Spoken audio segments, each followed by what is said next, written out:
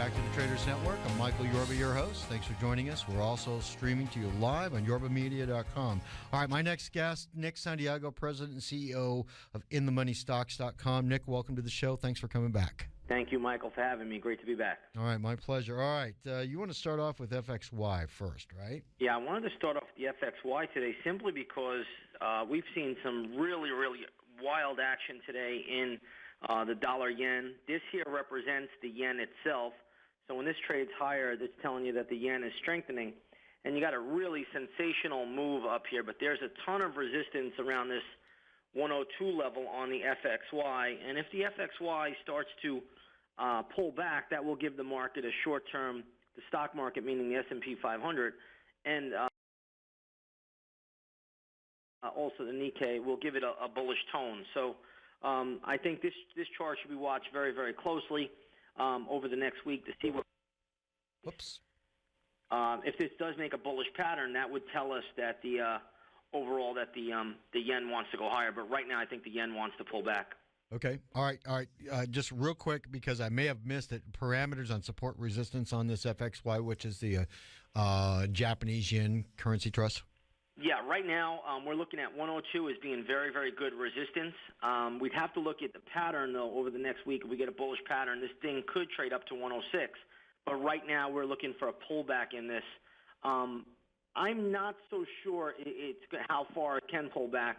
But right now we'd look for the 20-day moving average, which is around the 96.75 level, to be of some decent support. Okay. All right. That sounds good. Let's move on. DLD, I think it is. We're looking at DVN, I believe. Oh, GLD. Excuse me, GLD. That's gold. Oh, okay. I misprint that. Okay, go ahead. Gold. Oh, that's okay. That's GLD. And right now, gold is holding up pretty well. But if that yen starts to pull back, I think traders may see a little bit of a pullback in gold. But today I did take off some of my position in the Central Fund, CEF, out of Canada. That's half gold, half silver. I took a little bit of profit, and I moved my stop to break even. So what I'm saying right now is the GLD still has a chance to move up to that 145 level. But right now, traders got to be a little bit careful because these currencies are really whipping gold, whipping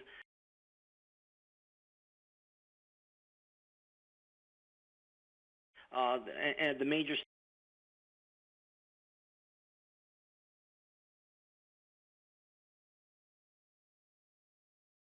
is around the world pretty good. So again, if anybody is holding gold, I still like it. I still think it has upside potential. Just make sure you have a stop at break even. Okay, got it. When you say upside potential, give me a number. 145 on the GLD. Okay, all right, that sounds good. All right, DVN. Yeah, I wanted to bring up Devon Energy today simply because the natural gas stocks have done very, very well until recently. Looks like they topped out with the rest of the stock market on May 22nd. But they're starting to look attractive. Devon is one of my favorite plays. I like this one around the $54 level. If it gets there, I would be a buyer. And I think you probably could trade this thing right back up to $60. Okay. All right. That sounds good. Do you see this as a longer-term buy or something that you're going to just kind of just scalp it? Yeah, right now I think it's just short-term trading. Okay. It's a good swing trading vehicle. That's what I've done with it for about really since June of last year, and that's worked out pretty well. If this thing can break through the $61 area with some volume and conviction, then it really is off to the races. All right. All right. What about this Toll Brothers? I see a big outside bullish signal here today. Are you looking at resistance or what? No, I had a level on Toll Brothers yesterday from my subscribers at $32.50 to cover their short position. I think this may have been one that I gave out on your show as well at around $39. I said you could short it down to $32.50. Our traders, we are out of this, and many of them are long Toll Brothers right now for a bounce. All right, that is just that's remarkable. Because what was the high? I barely got over 39. Yeah, I was on your show when I said I gave you two. In fact, Lennar was one of them at 44. I think it was 44.05, and the other one was Toll Brothers. Oh, nice. Very nice trade. All right, so you're out. Are you looking to short it again off the rally, or do you think maybe something else? We wouldn't short it right now. We think there's a bounce in this, and you can see today you have a nice outside day as well. There's also pretty good volume in it. And the entire market, for the most part, may have put in a little bit of a low today as well for the near term. So we just watched the pattern. We think this could probably trade up towards that $36 level. Around there, depending on the pattern, we may look again to short this. It's been a pretty good trading stock really since the beginning of the year. Okay. All right. Utilities, XLU. What do you say there? Yeah, I want to talk about utilities a little bit because they've been just absolutely toasted and roasted since the end of April. But right now, I would not be getting short utilities. They probably have a short-term bounce in them, especially if bond yields on the 10 and 30-year can pull back a little bit. The bond yields got a little bit stretched. I still think a retest of the 220 level on the 10-year Treasury yield is possible, but the XLU right now looks attractive for a short-term bounce. Okay. How far? I would probably say somewhere towards $39.50, maybe into the $40 area. I really wouldn't get much more excited in it than that. But it's just a good trading vehicle. When you see something like this that gets so beat up, you can pick these things off if you could find the right levels, and then you could exit them and look to rinse and repeat. Okay, all right. J.P. Morgan. I mean, this was the big tip off on. What do you say about that one? Well, today J.P. Morgan came down to its 20-day moving average. It looks like it held that level. It's been supported. So right now it's still a strong stock. And for the most part, Michael, all of the financials, the big financials, they're all very, very strong still.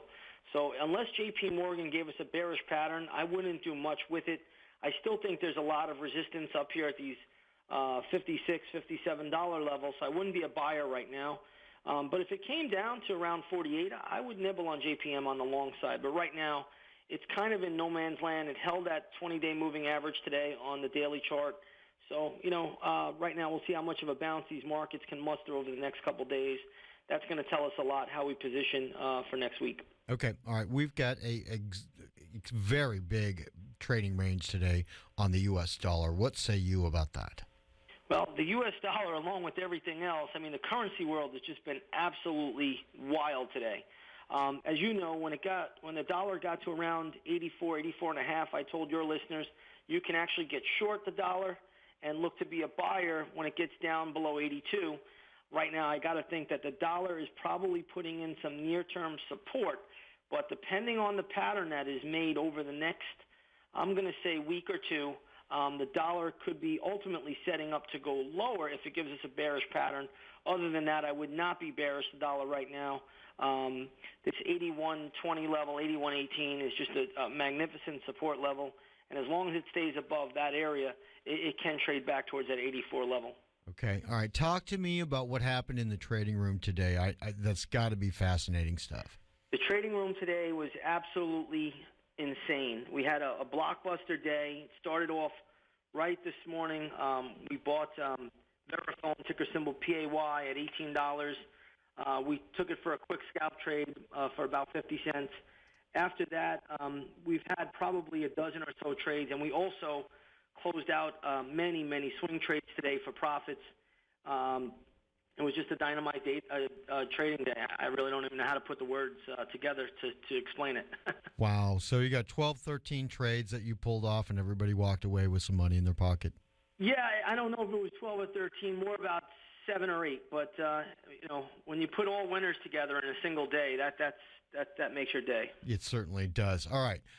Give us the web address so that everybody can get in here and see what we're talking about, actually see it for themselves. Yeah, come on over to InTheMoneyStocks.com. We have 2 primary services. One is our research center where you get all of our nightly setups. You'll also get our cycle work. And the other service is our intraday stock chat where you can follow us live all day long. We answer questions throughout that throughout the entire trading day. You also get to look at all of our trades. And then this Saturday, Michael, I do have a live event. I will be teaching the In the Money Stocks methodology. That's a 6.5-hour class, and that starts at 10 a.m. on Saturday. Same web address? Web address is InTheMoneyStocks.com. Perfect. All right. Thanks for doing such a great job. Every time you come on the show, you make me look good. Thank you. Thank you, Michael. All right, Nick, we'll talk to you soon. Have a great day. Bye-bye. You too. All right, Nick Santiago, President and CEO, InTheMoneyStocks.com. Hey, you've got to get in there and see what he's really doing. This is amazing stuff. Amazing stuff. We're breaking new ground when it comes to broadcasting in the financial sector with guys just like that.